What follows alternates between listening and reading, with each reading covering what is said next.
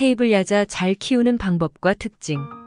저희 집 현관에는 6년 정도 키운 키 큰 테이블 야자가 있는데요. 미신이겠지만 사람 키보다 더 큰 식물을 집안에 두면 좋지 않다고 하여 최근 적심해서 같은 화분에 꽂아두었습니다. 다만 성장이 느려 뿌리를 내리기 힘들다고 하는데요. 그래도 뿌리를 내려주었으면 하는 바람입니다. 첫 번째 원산지. 테이블 야자는 인테리어 식물로 많이 알려져 인기 있는 식물 중 하나인데요. 늘어지는 시원한 외모와 함께 탁월한 공기 정화 능력을 갖추고 있어 많은 분들에게 사랑받고 있습니다. 차마에도레아속 야자과 관엽식물에 해당하며 원산지는 과테말라, 남멕시코, 브라질 등 열대 우림 지역에서 자생하고 있습니다. 그로 인해 이국적인 모습이 눈에 띄는데요. 테이블 야자라는 이름은 키는 작은데 잎은 매우 무성하여 테이블 위에 올려두고 키울 수 있다고 해서 붙여진 이름입니다. 또한 빛의 요구량도 크지 않은 반음지 식물로 집의 거실, 사무실 등 실내에서 키우기에도 매우 적당합니다. 제가 키우는 테이블 야자는 폐업하는 가게에서 버린 화분을 들고 온 것인데요. 물을 오랫동안 주지 않아 잎이 다 떨어지고 회복이 될까 의심스러웠지만 어느새 새로운 잎을 올려주며 저와 오랜 시간을 함께 했습니다. 화분이 크다 보니 가져온 후로 6년 동안 한 번도 분갈이를 해주지 않았는데요. 테이블 야자는 워낙에 성장이 느려 잦은 분갈이가 필요하지 않습니다. 두 번째, 테이블 야자와 아레카야자 차이점. 작은 크기였을 때는 구분이 잘 가지 않지만 크면서 확실한 차이를 보여주는데요. 하나, 테이블 야자. 공기 정화 식물로 꽃말은 마음의 평화입니다. 크기가 1에서 2m 정도의 높이로 자라며 잎은 연한 녹색을 띠고 아레카야자보다 부드러운데요. 잎이 엇갈리는 형태로 나 있으며 폭이 좁고 길이가 짧습니다. 잎줄기가 떨어져 나간 곳에 매듭이 만들어져 마치 대나무를 보는 듯한 느낌이 드는데요. 반그늘 식물로 직사광선에는 취약하며 성장 속도가 느린 특징이 있습니다. 둘, 아레카야자. 미 항공우주국 나사의 공기정화식물 1위로 꽃말은 부활, 승리입니다. 뿌리에서 수많은 줄기가 올라오며 잎은 더 진한 녹색을 띠고 있습니다. 잎의 폭이 넓고 길이가 길며 위로 뻗어나가면서 활짝 펼쳐지는 모습인데요. 잎은 좌우대칭으로 V자형에 가깝습니다. 테이블 야자에 비해 잎이 뻣뻣하며 크기가 큰 식물로 2에서 3m 이상으로 성장할 수 있는데요. 실내에서 잘 자라지만 테이블 야자에 비해 햇빛을 더 좋아합니다. 직사광선에는 화상을 입게 되니 직접 노출은 피해야 하며 성장 속도가 빠릅니다. 세 번째, 성장 온도. 테이블 야자는 반음지 식물로 햇빛이 약한 곳에서도 잘 커주는데요. 오히려 직사광선에 매우 취약하여 잎이 화상을 입고 갈색으로 탈 수가 있습니다. 잘 크는 성장 적정 온도는 15도에서 27도이며 저의 경우 북쪽으로 창문이 나 있는 현관에서 사계절 무탈하게 잘 커주고 있습니다. 겨울에도 최저 8도까지는 견딜 수 있는 강인한 식물인데요. 햇빛이나 온도 걱정 없이 집안 어느 곳에서도 키울 수 있는 무난한 테이블 야자입니다. 네 번째, 물주기. 건조한 토양을 좋아하므로 과습에 주의해야 하는데요.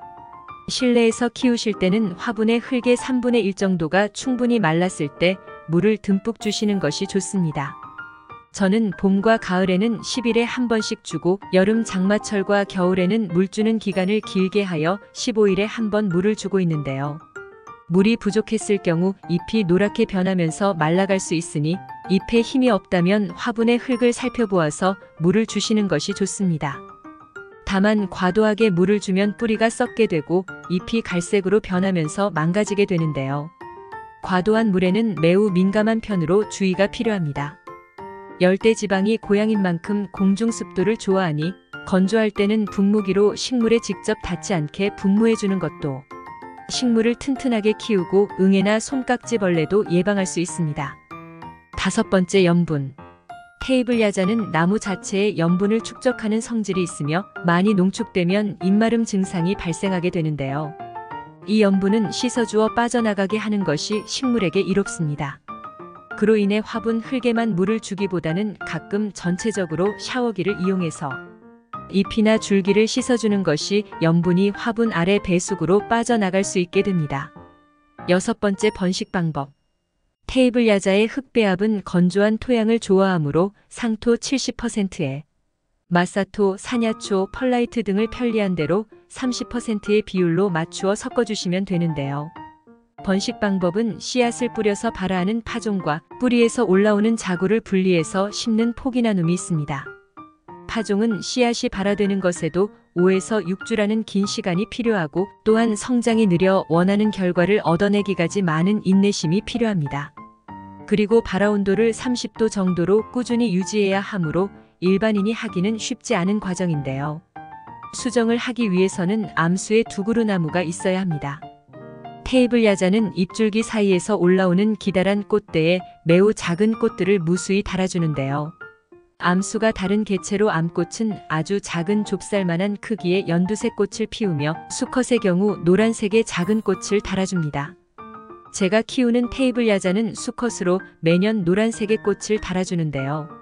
그다지 볼품은 없습니다. 적당히 보고 잘라주는 것이 영양분의 소실을 막을 수 있습니다. 7번째 포기 나눔. 테이블 야자는 키우기 쉬운 실내 식물이지만 은근히 예민한 부분도 있는데요. 포기 나눔으로 번식하는 경우 뿌리채 분리하여 심어도 잘못되는 경우가 많습니다. 뿌리를 다듬지 말고 흙이 붙어있는 상태 그대로 옮겨서 심어주는 것이 좋은데요. 줄기를 잘라서 물꽂이를 하여 뿌리를 내리기는 매우 어렵습니다. 성장 속도가 느린 편으로 뿌리가 나오는데도 많은 시간이 소요되며 또한 줄기가 무르기 쉽기 때문인데요. 물꽂이는 관상용으로 좋지만 번식은 어렵습니다. 작은 소형의 테이블 야자는 화원에서 5,000원 미만의 저렴한 가격으로 구매할 수 있으니 쉬운 길을 가시면 좋겠습니다. 테이블 야자는 잦은 분갈이가 필요하지 않는 식물인데요. 뿌리의 성장이 더디기 때문으로 다만 알비료나 액비를 주기적으로 챙겨주어 영양을 보충해주는 것이 좋습니다. 저의 경우 6년 동안 분갈이를 하지 않았는데도 불구하고 아무런 문제가 되지 않는데요. 그나마 알비료는 3개월마다 추가로 올려주고 있습니다. 화분의 흙의 영양은 대체적으로 6개월 정도면 뿌리에 의해 모두 흡수가 되고 남아있지 않게 되는데요. 이후부터 비료를 주기적으로 챙겨주는 것이 식물을 잘 키울 수 있는 방법이라고 여겨집니다.